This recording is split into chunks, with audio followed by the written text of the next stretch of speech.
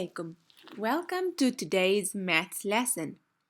In this lesson, we are going to learn all about position words.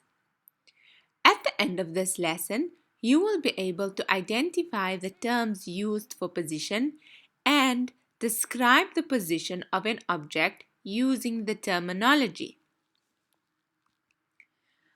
For this lesson, we will need the words in, on, under, over, behind, above, in front of, and next to.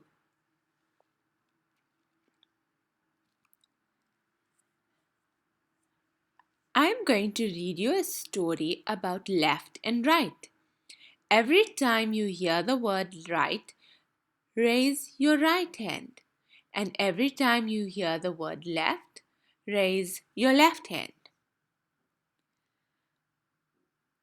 Back to school time is almost here, and Mrs. Wright was finishing the back to school shopping.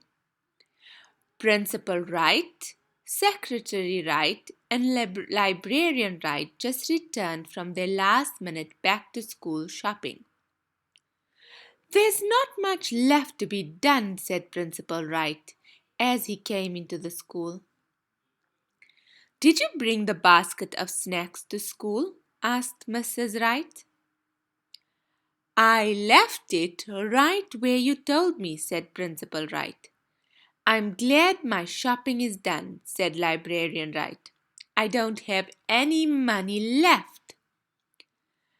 The school phone rang and Secretary Wright left to answer it. She rushed back and told the faculty the PE teacher left a package for them right on the playground. "I'll go over there right now and get it," she said as she left in a rush. Then they left all the crayons and glue at school and went to bed hoping they had selected the right supplies for their students. Now, I hope you have the right present for yourself because that's all of that's left of our story. Except to wish you a great school year. Isn't that right? Okay. So that was just a fun little story to remember what is our right hand and what is our left hand. Now, if you want to always remember your right and left hand, you can remember that your left hand makes an L with your finger, okay? Your right hand doesn't do that, but your left hand makes the L shape with your finger. Now we need to look at where is the worm. This is a sneaky worm and he loves to hide everywhere. Can you tell me what is the position of the worm? If you've guessed that the worm is on the flower pot, amazing job! Well done! Let's try another one. Where is the worm? If you've guessed that the worm is under the flower pot, super job! You are a star! Now let's look at where is worm. Can you tell me the position of worm? If you've guessed that worm is beside the flower pot, you are a star. Where is worm now? Can you tell me? If you've guessed that worm is next to or with snail, super job!